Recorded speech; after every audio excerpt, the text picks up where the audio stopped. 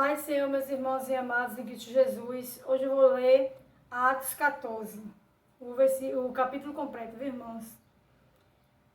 Em Icônio, Paulo e Barnabé entraram juntos na sinagoga judaica e falaram de tal modo que veio a crer grande multidão, tanto de judeus como de gregos.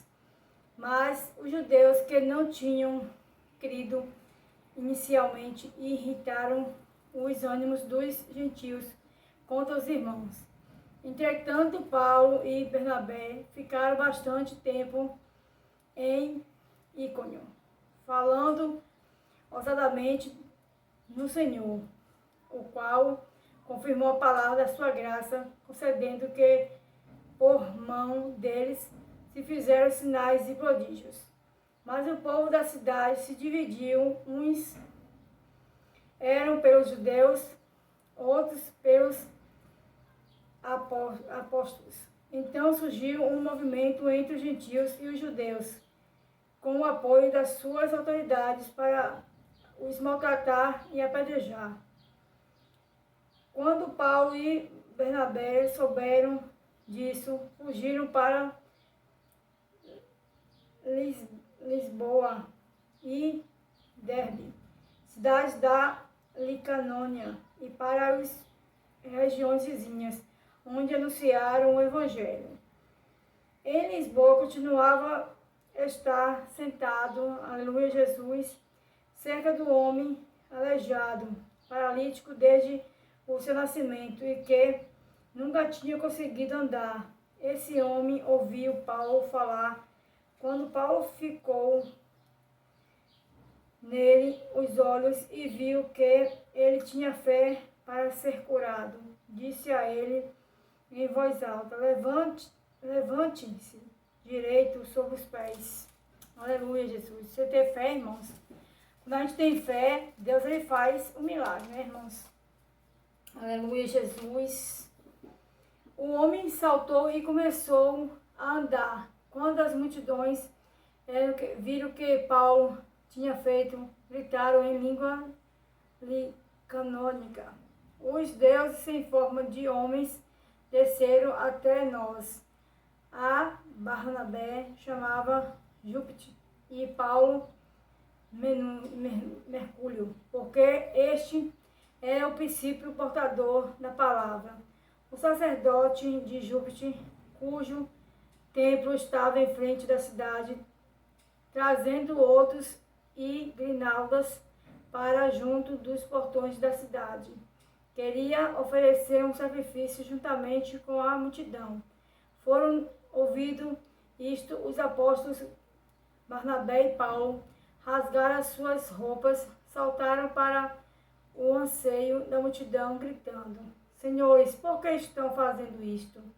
Nós também somos seres humanos, como vocês, e sujeitos aos mesmos sentimentos, e anunciamos o Evangelho a vocês para que se convertam dessas coisas vãs ao Deus vivo, que fez o céu, a terra, o mar e tudo o que neles há. Nas gerações passadas, Deus permitiu que todos os povos andassem nos seus próprios caminhos.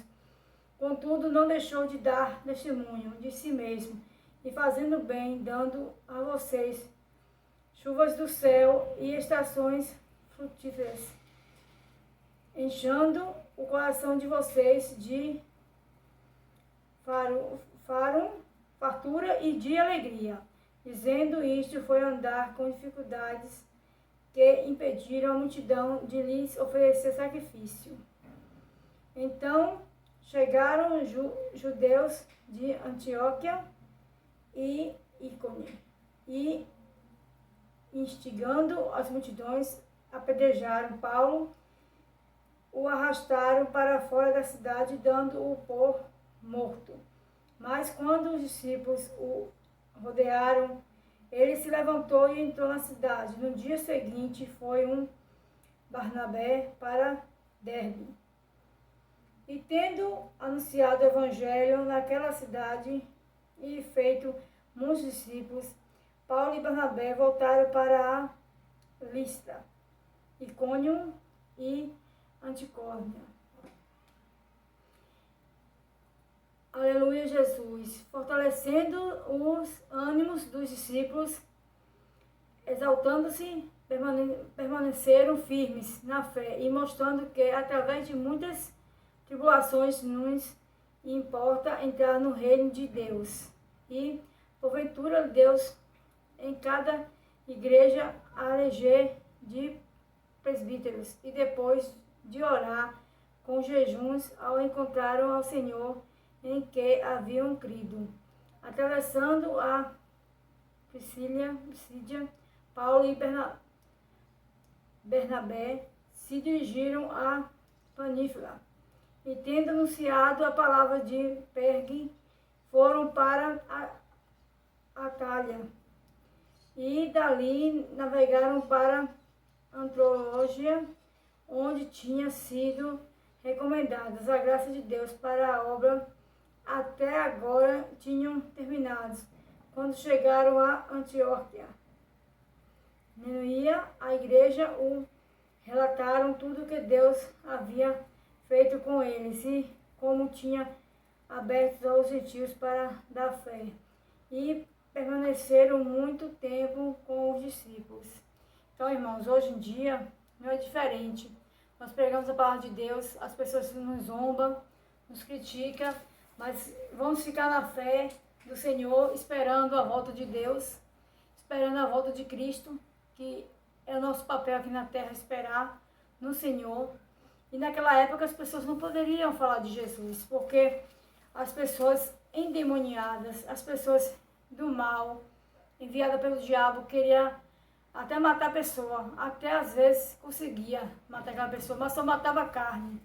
Mas o Espírito está em Deus, e quando nós estamos em Deus, ainda que a carne morra, mas estamos em Deus, nós estamos salvos.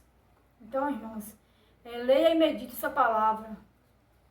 É muito bom você tirar um tempinho para Deus, um tempinho para o Senhor, e para você fortalecer o seu espírito, né?